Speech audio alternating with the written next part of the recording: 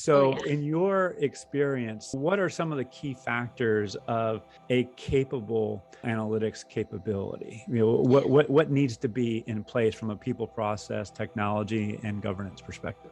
Yeah, so I often describe it as a 3 or 4-legged stool. One is platform. And I think this is where people analytics has come a long way in just the few short years that I've been in the field.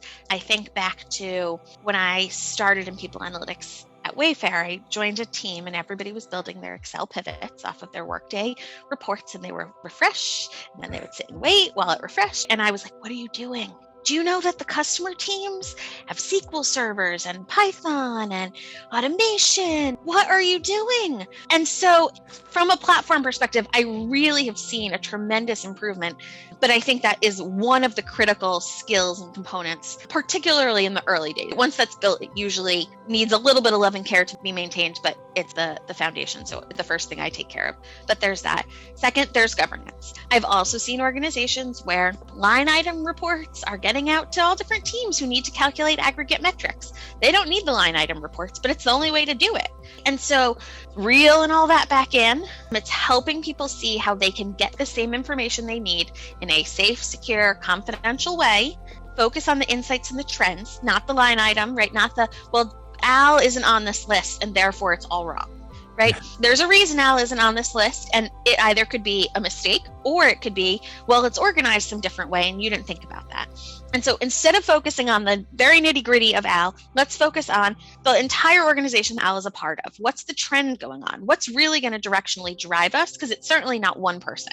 And so from a governance perspective, I think it's doing an audit. Again, early days, if we're building, which is what I've been doing for the last while here at PTC, it's auditing what's getting out to the organization. What do I need to pull back? And then what do I need to replace it with to make sure that I'm not interrupting the flow of work, interrupting the insights that are already being used and in need. So I think that's a second part of the stool. So you always got to have some people who can focus on ethics, governance, compliance.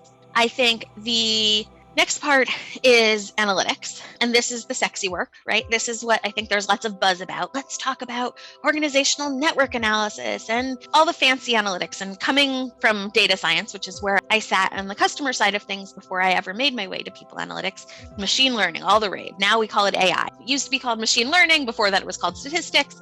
Mostly all the same. There's a little bit of advancement. But then you've got to think about your capability of your organization. And so dependent on the capability of the organization, the data literacy, where folks are at, what kinds of business questions are being asked, that's where you put together your analytics team. You still need a platform, you still need governance no matter what, but you also need this analytics capability, which can be as simple as running a few regressions, doing some crosstabs, really just understanding some basic relationships and correlations, and can be as complex as natural language processing, organizational network analysis, and neural networks, or whatever you want to throw in the mix. There's a lot of advanced methodology. Most of the time, you don't need it to get 90% of the way there, and 90% of the way there will most often inspire the action you need to actually iterate on that process or whatever it might be. I'm a big fan of not always needing the most complicated systems. They're helpful for when they're there. So from a capability perspective, meeting the organization where they're at, baseline analytics to start. If your organization is more sophisticated, you can jump to some of the sexier stuff earlier on. But I think that's the fundamental, what you really need. And then the last piece is employee listening. So liaison partnership, being able to connect to folks in the business, whether that's your HRBPs, your chiefs of staff, your operations leads, your executive leadership team. And that also connects to the survey strategy. How are you listening to the employees outside of the people you have direct relationships with?